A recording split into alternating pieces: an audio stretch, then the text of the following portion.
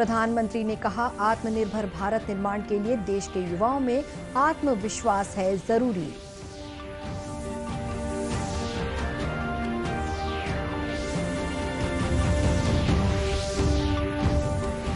राष्ट्रपति रामनाथ कोविंद ने लगवाया कोविड का पहला टीका, लोगों से वैक्सीन लगाने की अपील की।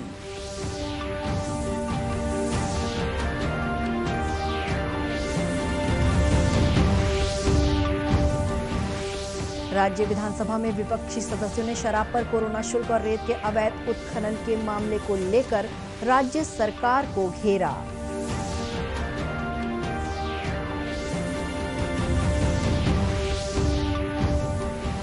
और केंद्र सरकार की प्रसाद योजना के तहत डोंगरगढ़ स्थित मां बमलेश्वरी मंदिर परिसर में विकास परियोजना की रखी गई आधारशिला।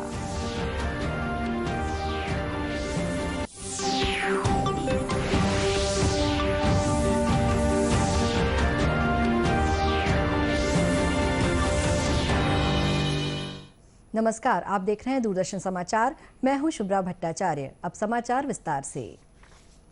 प्रधानमंत्री नरेंद्र मोदी ने कहा है कि केंद्रीय बजट में किए गए प्रावधानों से शिक्षा को रोजगार परक बनाने के सरकार के प्रयासों को विस्तार मिला है। श्री मोदी ने कहा कि इस वर्ष के बजट में स्वास्थ्य के बाद सबसे अधिक ध्यान शिक्षा, कौशल, अनुसंधान और नवाचार पर दिया गया है। शिक्षा क्षेत्र में बजट प्रावधानों को लागू करने पर आयोजित एक वेबिनार को संबोधित करते हुए प्रधानमंत्री ने कहा कि आत्मनिर्भर भारत निर्माण के लिए देश के युवाओं में आत्मविश्वास जरूरी है, जो उनकी शिक्षा, ज्ञान और कौशल से सीधे जुड़ा हुआ है। निर्माण के लिए देश के युवाओं में आत्मविश्वास उतना ही जरूरी है। आत्मविश्वास तभी आता है जब युवा को अपनी एजुकेशन, अपनी नॉलेज, अपनी स्किल पर पूरा भरोसा हो, विश्वास हो। आत्मविश्वास तभी आता है जब उसको एहसास होता है कि उसकी पढ़ाई उसे अपना काम करने का अवसर दे रही है और जरूरी स्किल भी दे रही है। प्रधानमंत्री ने यह भी कहा कि देश को ऊर्जा क्षेत्र में आत्मनिर्भर बनाने के लिए हाइड्रोजन ईंधन और हरित ऊर्जा का बहुत महत्व है। इसलिए बजट में हाइड्रोजन मिशन की बड़ी परियोजना की घोषणा की गई है। देश में बीते 1 मार्च से कोरोना वैक्सीन का दूसरा चरण शुरू हो गया है। इसी क्रम में आज राष्ट्रपति रामनाथ कोविंद ने नई दिल्ली में कोविड का पहला टीका लगवाया। टीकाकरण के बाद राष्ट्रपति ने सभी लोगों से कोरोना वैक्सीन लगवाने की अपील की। वहीं टीकाकरण अभियान के लिए राष्ट्रपति ने चिकित्सकों और स्वास्थ्य कर्मियों को धन्यवाद किया। उल्लेखनीय है कि दूसरे चरण में 60 साल की उम्र से अधिक के लोगों को और गंभीर बीमारियों से पीड़ित 45 से 59 वर्ष तक के लोगों को टीका लगाया जा रहा है। इसके तहत छत्तीसगढ़ में भी टीकाकरण अभियान चल रहा है। ये अभियान प्रदेश के दूरस्थ इलाकों में भी जारी है। कांकेर जिले के अंतागढ़ विकास खंड स्थित सामुदायिक स्वास्थ्य केंद्र में भी लोगों को टीके लगाए जा रहे हैं। अंतागढ़ के खंड चिकित्सा अधिकारी अशोक कुमार संभाकर ने बताया कि टीकाकरण के लिए आने वाले व्यक्ति को अपने साथ पहचान पत्र लाना होगा।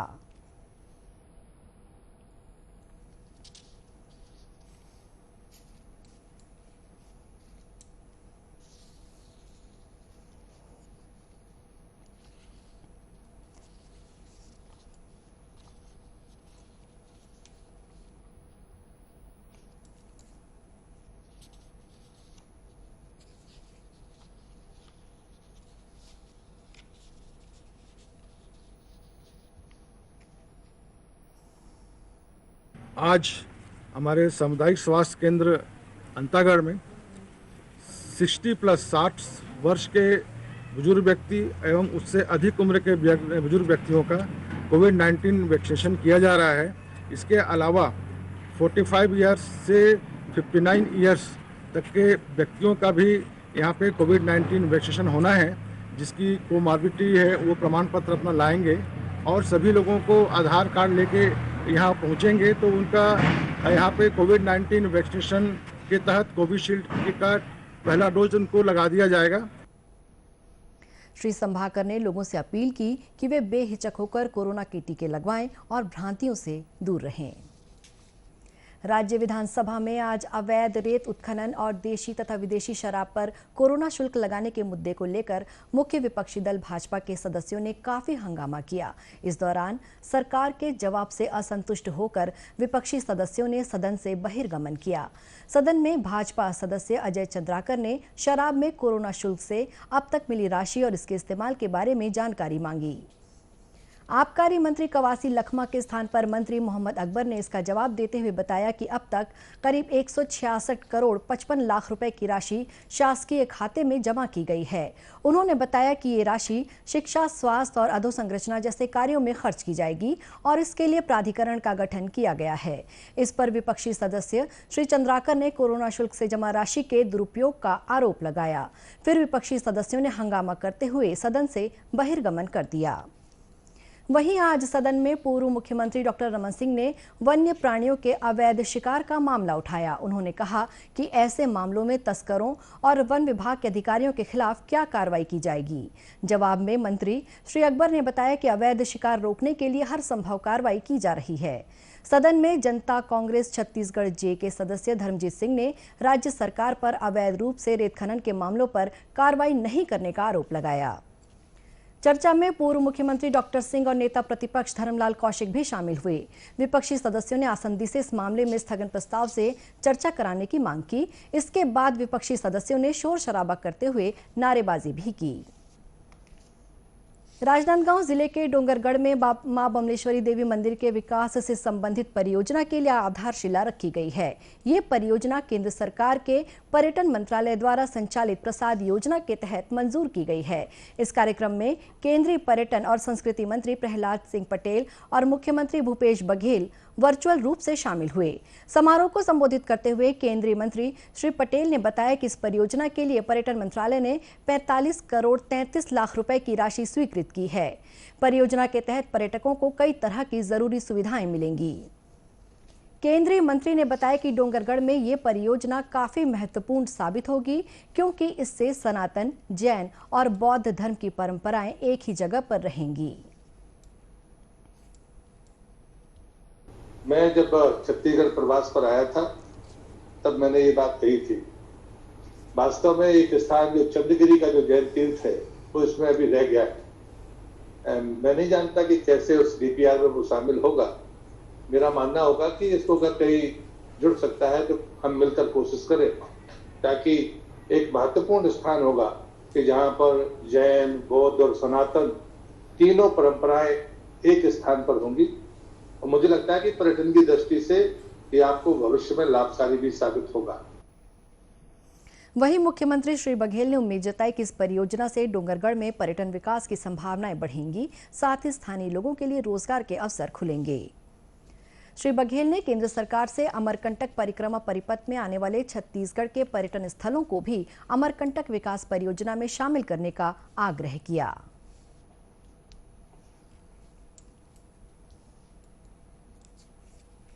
अमरकंटक बिल्कुल हमारे छत्तीसगढ़ के सीमा से लगा हुआ है।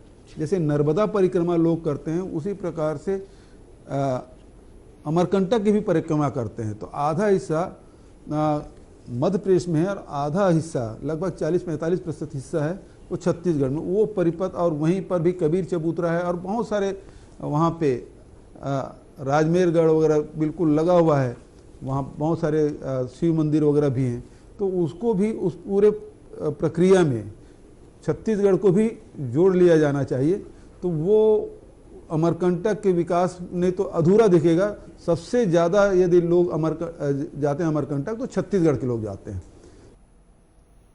गौरतलब है कि केंद्र सरकार की तीर्थ स्थल पुनरुद्धार और आध्यात्मिक संवर्धन अभियान यानी प्रसाद योजना के तहत अब तक देश भर में 13 परियोजनाएं पूरी की जा चुकी हैं। मुख्यमंत्री भूपेश बघेल ने रायपुर की तर्ज पर प्रदेश के अन्य सभी नगर निगम क्षेत्रों में भी तुहर सरकार तुहर दुआर कार्यक्रम के आयोजन की घोषणा की है। राजधानी रायपुर नगर निगम क्षेत्र में बीते 27 जनवरी से 2 मार्च तक इस कार्यक्रम का आयोजन किया गया। रायपुर में इस कार्यक्रम के समापन समारोह को संबोधित करते हुए मुख्यमंत्री ने कहा कि आम लोगों की समस्याओं के त्वरित निराकरण में ये कार्यक्रम लाभदायक साबित हुआ है। उन्होंने बताया कि इस कार्यक्रम की मदद से रायपुर नगर निगम क्षेत्र के 44,000 से अधिक लोगों को सीधे सीधे लाभ पहुंचाया गया। उन्होंने कहा कि राज्य सरकार प्रदेश के नगरीय निकायों में जन सुविधा के विस्तार पर विशेष जोर दे रही है। उन्होंने कहा कि इस कार्यक्रम की सफलता को देखते हुए इसे प्रदेश के अन्य सभी नगर निगम क्षेत्रों में भी संचालित किया जाएगा। कार्यक्रम को नगरीय प्रशासन और विकास मंत्री डॉक्टर शिव कुमार डहरिया ने भी संबोधित किया। ब्रिगेडियर विवेक शर्मा ने राज्य सैनिक बोर्ड छत्तीसगढ़ के संचालक एयर कमोडोर का पदभार संभाल लिया है। श्री शर्मा ने एयर कमोडोर एएन कुलकर्णी के स्थान पर यह पद ग्रहण किया है। पदभार ग्रहण करने के बाद विवेक शर्मा ने दूरदर्शन समाचार से बात करते हुए कहा कि कोरोना महामारी की वजह से भूतपूर्व सैनिकों के परिजनों के हित में संचालित रुके हुए कार्यों को फिर से गति दी जाएगी। तो कोरोना काल के कारण हमारे आश्रितों ने, डिपेंडेंट ने, भूतपूर्व सैनिकों के, उन्होंने उसका लाभ नहीं उठाया है। उनकी तरफ हम ग्राउंड लेवल तक जाएंगे और यह कोशिश करेंगे कि इन सभी सुविधाओं का इन सभी को पूरा लाभ मिले। इसके अलावा जो केंद्र सैनिक बोर्ड से जो सुविधाएं, जो स्कॉलरशिप्स, जो एड्स दी जाती हैं, उसको भी दूर दूर तक पहुंचाना है और इन सैनिकों के आश्रितों के लिए स्वास्थ्य के संबंधी, रोजगार संबंधी और उनकी पेंशन संबंधी जितनी भी कठिनाइयां हैं, उनको भी दूर करने का पूरा प्रयास किया जाएगा।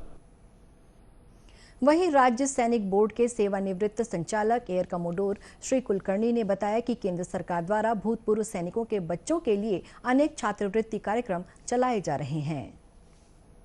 प्राइम मिनिस्टर स्कॉलरशिप जो स्कीम्स है, जो केंद्रीय सैनिक बोर्ड में ऑनलाइन सुविधा होती है, सभी भूतपूर्व सैनिकों के बच्चों के लिए, जो मेधावी बच्चे होते हैं, जिनका परसेंटेज, जिनका 60% से ऊपर होता है और वो जो प्रोफेशनल कॉलेज में जाते हैं, जैसे कि बीएड है, इंजीनियरिंग है, मेडिकल है, लॉ है, ऐसे बच्चों के लिए जो मेधावी बच्चे होते हैं, इनका ऑनलाइन आवेदन लेते हैं। वो ऑनलाइन केंद्रीय सैनिक बोर्ड जाता है और उसमें उसकी गुणवत्ता के आधार पे नेशनल स्कॉलरशिप उसको सिलेक्शन होता है। इससे पहले श्री शर्मा और श्री कुलकर्णी ने राजभवन में राज्यपाल अनुसुईया उइके से सौजन्य भेंट की। ओडिशा पुलिस ने करोड़ों रुपए कीमत के नकली नोटों के साथ जांजगीर चांपा जिले के 3 युवकों को गिरफ्तार किया है। ओडिशा पुलिस के अनुसार नकली नोटों की ये बड़ी खेप रायपुर से विशाखापट्टनम ले जाया जा रही थी। इसी दौरान ओडिशा की कोरापुट पुलिस ने वाहनों की तलाशी के दौरान 4 संदिग्ध बैग बरामद किए। इन बैगों से 500 और 100 रुपए के 7 करोड़ 90 लाख रुपए के नकली नोट मिले। कोरापुट के पुलिस अधीक्षक वरुण गुंटुपल्ली ने बताया कि इस गिरोह के बारे में छत्तीसगढ़ पुलिस के साथ संपर्क कर जांच की प्रक्रिया आगे बढ़ाई जाएगी। अभी आगे जाके कोऑर्डिनेशन करके आंध्र और छत्तीसगढ़ का पुलिस के साथ इसका इन्वेस्टिगेशन आगे बढ़ा। पुलिस के अनुसार इस मामले की जांच पूरी होने पर जाली नोटों के कारोबार में लगे एक बड़े गिरोह का पर्दाफाश होने की उम्मीद है। कोरोना से बचाव के लिए मास्क, सैनिटाइजर के साथ ही सोशल डिस्टेंसिंग का भी पालन करें। कोरोना को हराना है, मास्क जरूर लगाना है। इसी के साथ ये समाचार बुलेटिन समाप्त हुआ। नमस्कार।